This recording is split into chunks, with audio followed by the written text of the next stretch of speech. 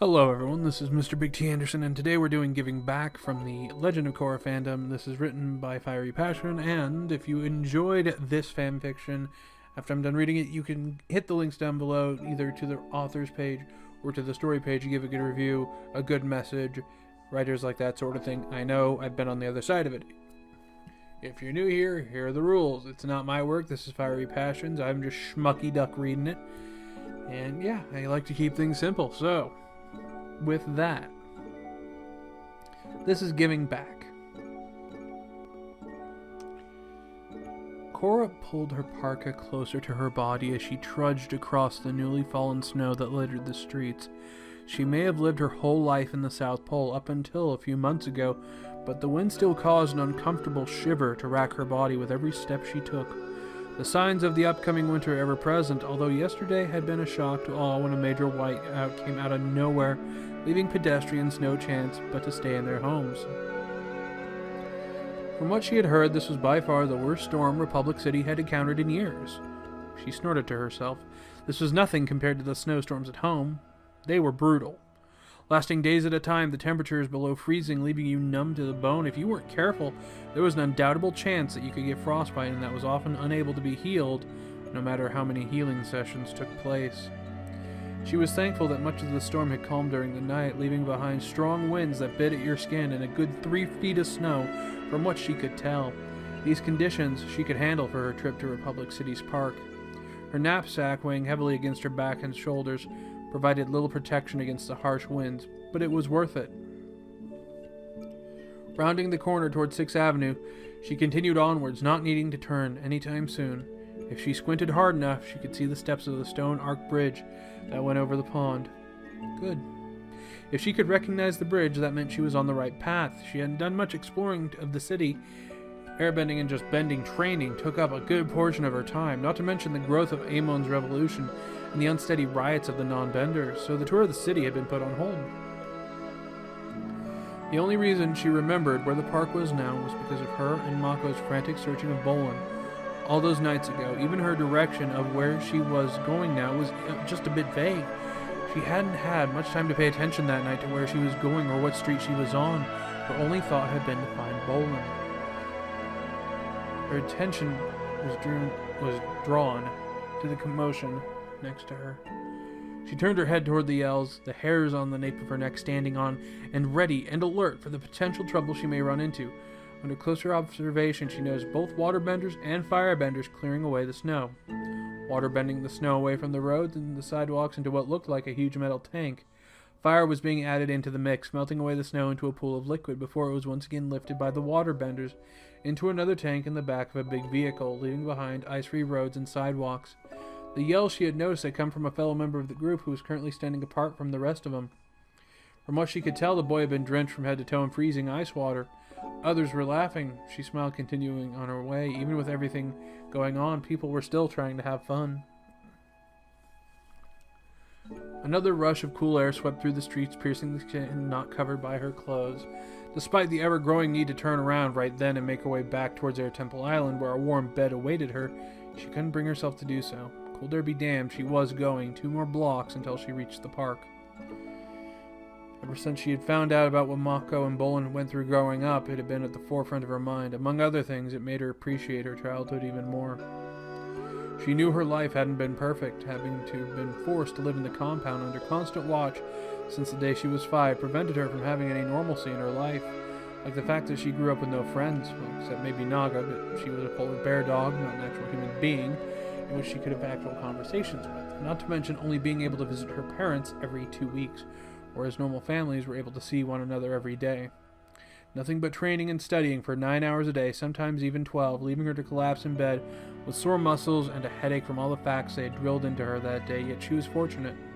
She had food in her belly, a roof over her head, and people who cared about her, although caring could be considered a strong word for her relationship between the White Lotus. She wasn't stupid. If it weren't for the Avatar title tied to her name, not one of them would have been even given her the time of day. Mako and Bolin's life, on the other hand, had been completely different. From the stories Bolin had told her some nights ago, she knew enough that their parents were a loving couple who had cherished their boys like no other. They weren't rich by any means, but when they could, they would spoil them with sweets and the toys they desired, but nothing compared to the walks the four would take. Every Friday afternoon, after their father got out of work, they would make the journey to the park 4 blocks down, where they would spend time with one another for the entire day. They had everything they could have ever wanted, and it was all snatched away in a matter of seconds by the hands of another. She had been living in the compound for nearly 2 years when 8-year-old Mako and 6-year-old Bolin had lost their parents, leaving them to the streets with no one to care for them. They'd go days without food in the beginning, Bolin had told her, too scared to do much of anything that was considered stealing. It wasn't until little Bolin was unable to walk without dizzy spells and sharp pain stabbing his stomach, each like a needle poking and prodding him as deep as they could go, reminding him of his hunger. Mako became a thief after that. Vowing to uphold his promise to his parents to take care of his brother by any means necessary, the last words spoken between mother and son before her life drained away, bringing the last of her breath along with it.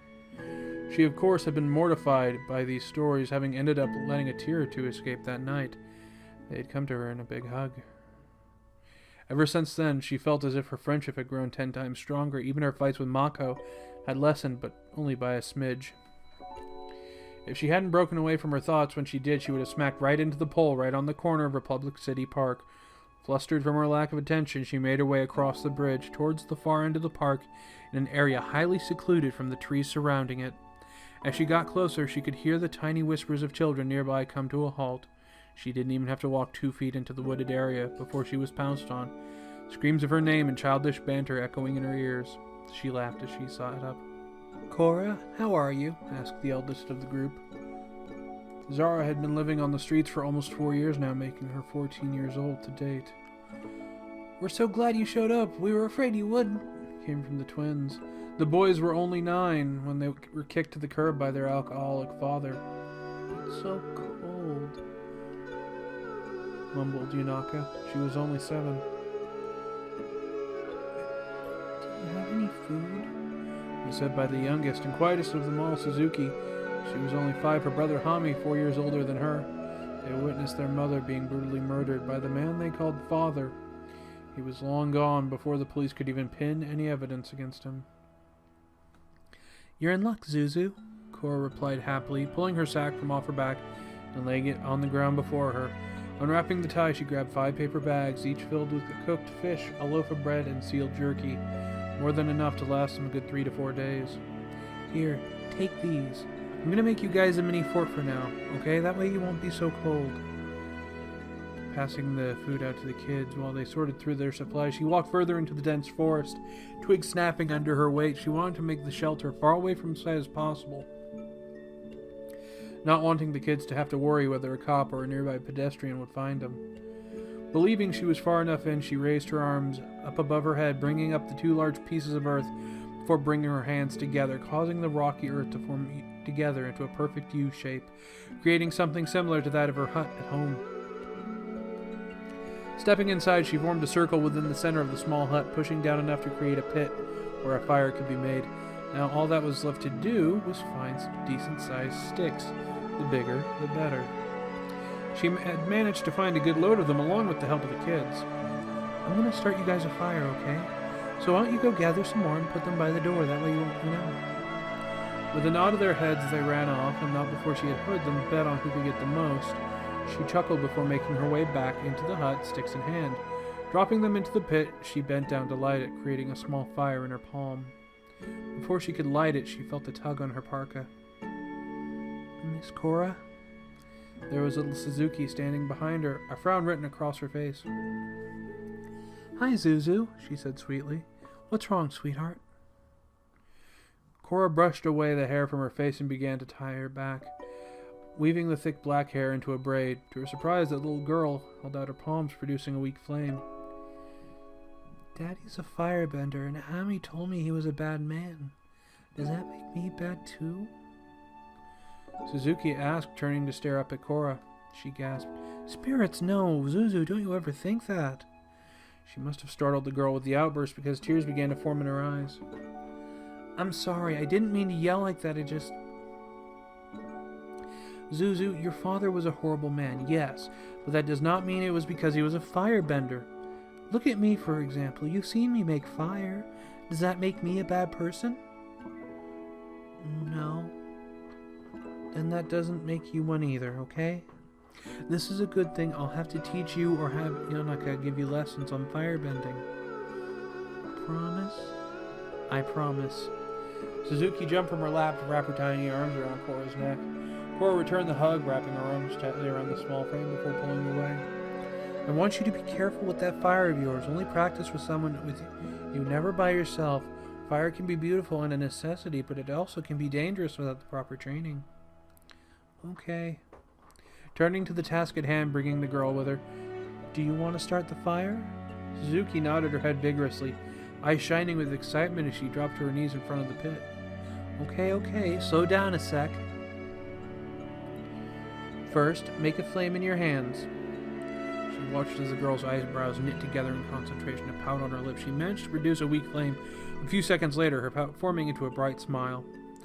Now I want you to keep the flame, but I want you to push your arm out towards the pit.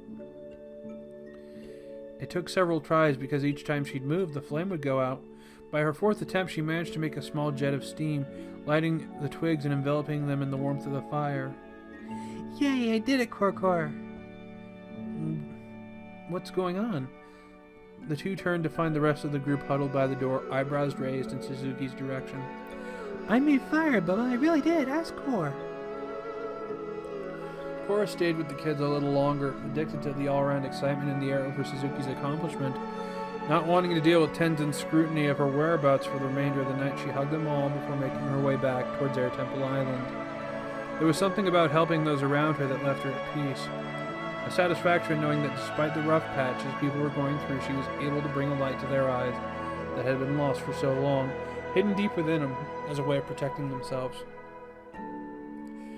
There were the unfortunate, the lost, and not some useless thing to be left in the dust. All they needed was one push in the right direction, and Korra was more than happy to help in any way she could.